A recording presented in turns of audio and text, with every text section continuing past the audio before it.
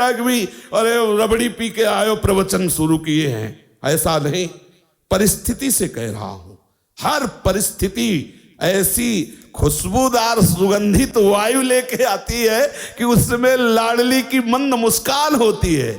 ये हम हरिवंश चंद्र जी के बल से कह रहे हैं, नहीं तो ये बातें बोलने में शास्त्र मना करता है कि राख सके तो मन ही में राख, लेकिन हमारे ही तो मन तुम हो, तुमसे क्या छुपाओ। इसलिए कहते डरना नहीं, अन्य आश्रय लेना नहीं, और राधा राधा भूलना नहीं। विजय श्री चरण चूम लेगी, विश्वास कर। बहुत सरल और सीधा मार्ग है, अनन्य आश्रय और दृढ़ता पूर्वक इस मार्ग में बढ़ते रहो। एक विश्वास खाली न जाए तो जिते विनायक शुभ अशुभ, विघ्न करे नहीं कोई, विघ्न करे नहीं कोई, डरे कलिकाल कष्ट भय, हरे सकल संताप, हरसि हरिनाम जपत जय।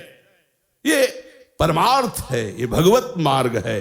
अरे संसार में किसी मरण धर्मा बलवान का अगर कोई आश्रय लेता तो छाती फुला के चलता है। यहां अविनाशी दो दो प्रीतम है, प्रिया और लाल। अब दोनों तरफ की छाती ऐसे चौड़ी होनी चाहिए।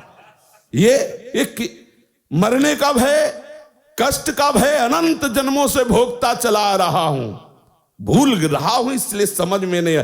और ये सारे भय आज तक हमें स्पर्श नहीं कर पाए। किसे? हमें। हमारे शरीर पर प्रहार कर सकते हैं लेकिन हमें नहीं। शरीर छूट सकता है लेकिन तुम हमें नहीं दबा सकते, बस यही समझना है।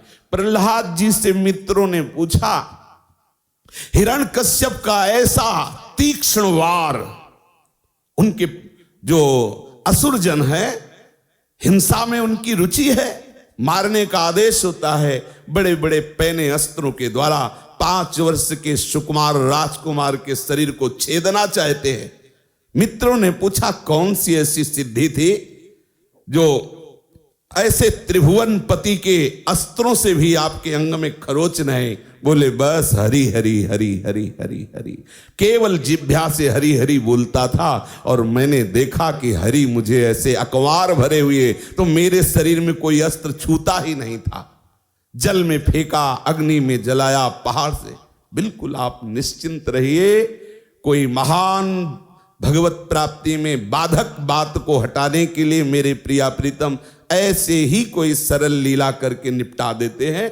धैर्य पूर्वक भगवत चिंतन, बस हमारी कोढ़क बात को हटाने के लिए छूता ही नहीं था। जल में फेंका, अग्नि में जलाया, पहाड़ से। बिल्कुल आप निश्चिंत रहिए,